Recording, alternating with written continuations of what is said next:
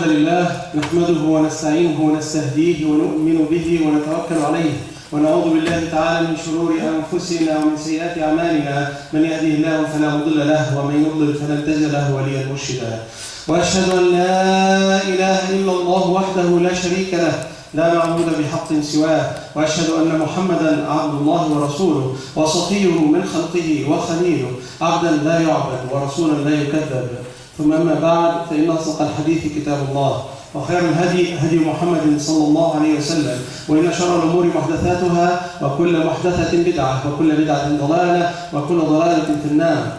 All praise is due to Allah. We praise Him, we ask for His guidance, and we ask for His forgiveness. And we seek refuge by Allah from the evils of ourselves and the evil consequences of our bad deeds. Whomsoever Allah guides, no one can let astray. And whomsoever Allah lets to go astray, no one will be able to guide.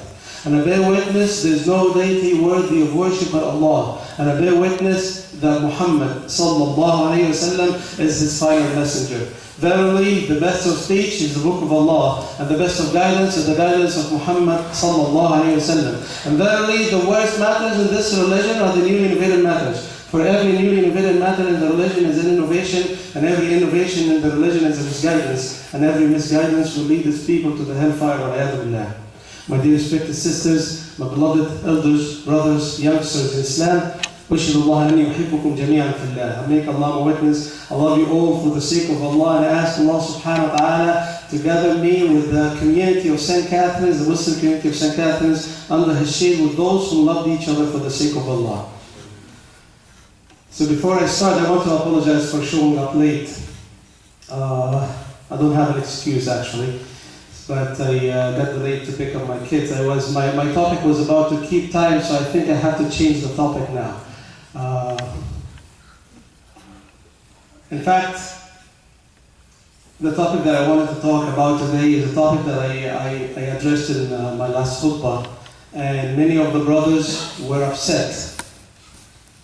So I decided to repeat the topic again. At the time of the Prophet ﷺ, and this story is mentioned in some of the books of Tafsir, like the book of Imam al-Tabari, rahmatullahi alayhi, there was a man among the companions of the Prophet ﷺ, that they used to see him crying for no reason. Out of no reason, they would be sitting, and the companion would see him burst and cry. And when they told the Prophet ﷺ, he brought the man and he asked him, "What's your story? What's going on? Why do you cry with no reason?" He said, "Ya Rasulullah, I have a bad memory, something that I did when I was in Jahiliyyah, before I became a Muslim, that every time it comes to my mind, I can't hold myself from crying." He said that when I married, my first born baby was a girl. And as you all know, the tradition at this time, that girls were ashamed. So he said, "Ya Rasulullah, I kept asking myself, what should I do with the girl? Everyone in my family, all my friends are telling me, you have this girl will bring shame to you. You have to kill the girl." He said, I look at the baby and she's so innocent, I couldn't kill her. And the baby grew, and when she started to become at the age of 5, 6, I couldn't take the pressure more than that. They said, "You know what? This girl very soon, she'll become a grown-up girl and she'll bring shame to you and your family. You have to kill her." So he said, I decided that I will have to kill this girl. I told her mother, "Tomorrow I'm taking her out. Get her ready, get her dressed." And it was not my habit to take her out with me. But he said, I told the mother this, and I took her out. The next morning, she was dressed, she was ready to go with me out. And as I was walking out the door, the mother looked at me and he said, "Ya rajul, la tudayyi al-amana." Oh, do not waste the trust. Do not lose the trust. He said, "I took the girl and my intention is to get rid of her. I'll come back without her." And in our way, she's holding to my hand. She's very happy that her dad for the first time takes her out. And she loved me. And I loved her. I had this love for the girl, but it's just the pressure of the community that was pushing me to do this. He said, we came to a place where no one can see us in the desert, and it's an old, abandoned well, and I decided to throw her in this well, kill her in this well. And I carried her as I was putting her on the edge of the well. She thought that I'm playing with her, and she's smiling at me. And then I pushed her. And when she found that I'm pushing her into the well, she looked at me and she repeated the exact words that her mother just told me. She said, oh my dad, لا تضيع الأمانة. Do not waste the trust. But all the rage, all the pressure of my community came in the back of my head, and I just throw her. And every time I remember this, I can't hold myself from crying. As the man finished the story, he found that the Prophet, the narration said that the Prophet ﷺ was in tears. And the Prophet ﷺ told him, if I was given permission to punish someone for a mistake, for a sin that he's done during Jahiliyyah, I would punish you right now. Even though this narration, and for honesty, doesn't have a strong chain of narration, it's not a strong story, but this is the evidence, we know that this was the truth. Allah subhanahu wa ta'ala described in the Quran, وَإِذَا بُشِّرَ أَحَدُهُمْ بِالْأُنْثَى ظَلَّ وَجْهُهُ مُسْوَدًّا وَهُوَ كَظِيمٌ. When someone of them gets the news that he got a girl, his face will turn black from anger. And he's in doubt. أَيُمْسِكُهُ عَلَى هُونٍ. Would should I keep this girl? أَمْ يَدُسُّهُ فِي التُّرَابِ, or should I bury her alive? And Allah subhanahu wa ta'ala in another place in the Quran says, وَإِذَا الْمَوْءُودَةُ سُئِلَتْ بِأَيِّ ذَنْبٍ قُتِلَتْ. And when this girl who was buried alive come on the day of judgment, and you will be asked, those who killed her will be asked, what was her dhanb? What kind of sin did she, mistake did she do? Why am I saying this story? I'm saying this because in our days, there are a lot of people, not Muslims, who are accusing Islam of oppressing women. And the problem is, some Muslims and some sisters think that Islam oppresses women. It's in the back of their mind that Islam oppresses women. If I am to say that someone was a women's rights advocate, I would say that the Prophet Muhammad ﷺ is the first women's rights advocate. Because in this community, that a girl was ashamed. A girl should be buried alive. Not only in Arabia. Actually, if you look at the history in the surrounding world, in Rome or in Persia, women's status was not much better. In Rome, women were inherited. So when a husband passes away, she will be given with the inheritance. Very much like the house and his belongings. In fact, actually, in the year 1743, there was a gathering in Paris, a group of Christian bishops, and they were debating. And what was the debate? The debate that lasted for 3 days. And those things are in the books of history. The debate was, does woman have a soul or not? This was the debate. But 1,000 years before that, a man called Muhammad ﷺ came to the people who used to bury their girls alive, the people who used to see that girls are shaved, and told them that if any one of you have 3 girls and raise them properly and raise them right, they will take him to Jannah. Then a man asked him, Ya Rasulullah, if I have 2, what will have? And then he said, even if you have 2. And then a man said, if I have 1 girl, then the Prophet ﷺ looked at him and smiled. See how he transformed the thinking of people at this time.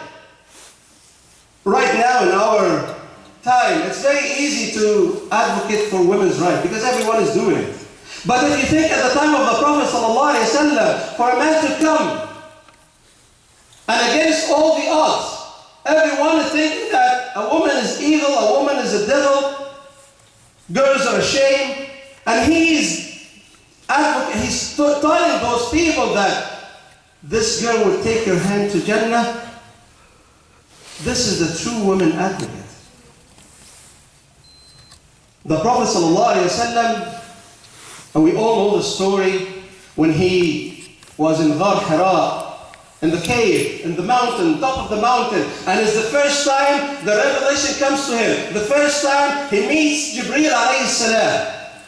And he's scared. He just met a creation that's not human, in the middle of the night, in the darkness of the desert. What did he sallallahu alayhi wasallam do? What did he do when he was in this great fear? He ran down, and the narrations are all in the book of the books of Sirah. He ran down to his wife. Not to his best friend, Abu Bakr radiallahu anhu. Not to his uncle, to tell him what's going on. He went to his wife, Khadija radiallahu anha.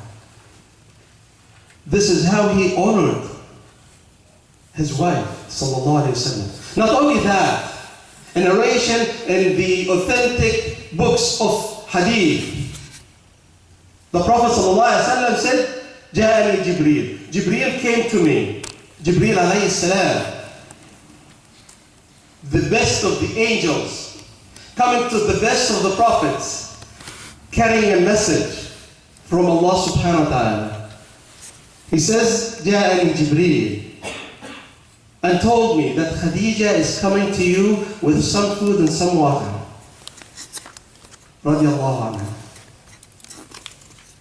And Allah subhanahu wa ta'ala أقرب خديجة من الله السلام.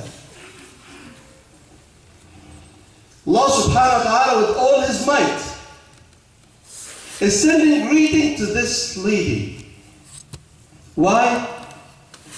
To tell you and me, this is the status of the women in Islam. Allah with all his might sends the best of the angels with a message to the best of the prophets to say salam to Khadija radiallahu anha. That's not all. If you look at the life of the Prophet sallallahu alaihi wasallam, you'll find how much he honored all the women in his life, sallallahu alaihi wasallam. Some of us, for some cultural reasons, for some, back home reasons, they even feel shy to say the name of their wives in public. They call her with the name of her, maybe eldest son. This is the tradition in Egypt at least. They're ashamed to call her name. But look at the Prophet ﷺ when Amr ibn al-As radiallahu anh comes to him and he says, Ya Rasulullah, man ahabbu an-nasi ilayk? Whom you love the most? Who the most person that you love in this world? The Prophet ﷺ, without hesitation, without thinking, he said, Aisha radiallahu anha. He didn't say my wife.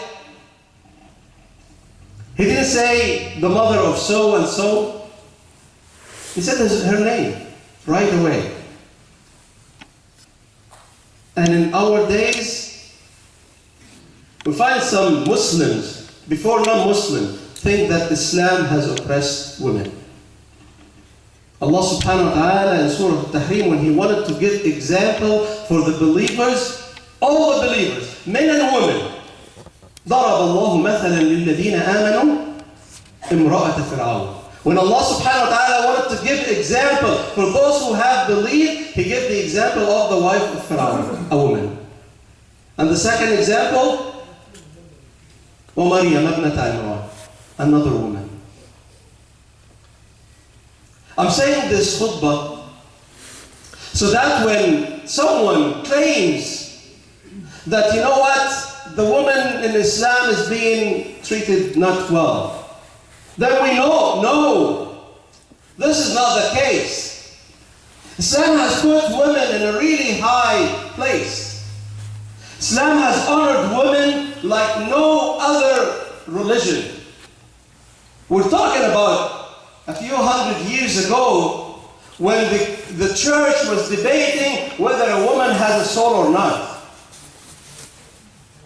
And we're comparing this to a book that came 1400 years ago that said that the women were the best example of the believers. أقول قولي هذا وأستغفر الله لي ولكم فاستغفروه يغفر لكم إنه لي ذلك القول.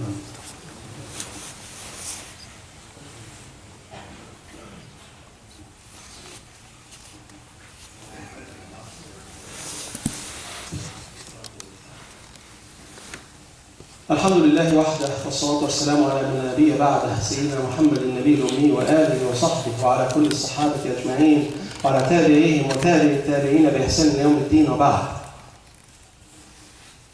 The topic is long and I'm sorry I came late, so I don't have much time to elaborate. But if there is one thing that we need to come out with after today, is the way we deal with our wives, sisters, daughters, and the way we interact with them. And when Allah subhanahu wa ta'ala said in His book, وَعَاشِرُهُنَّ بِالْمَعْرُوفِ, and treat them in a good way, most of the scholars of tafsir said that this good way is not just to do good to them, it's to bear whatever they do to you. Whenever they do something, you think that you're getting angry, you're getting anxious because your wife did something that bothered you. Remember that sallallahu alayhi wasallam, he was in one of the rooms of his wives. And another wife of the Prophet sallallahu alayhi wasallam sends food. So this wife that the Prophet sallallahu alayhi wasallam was in her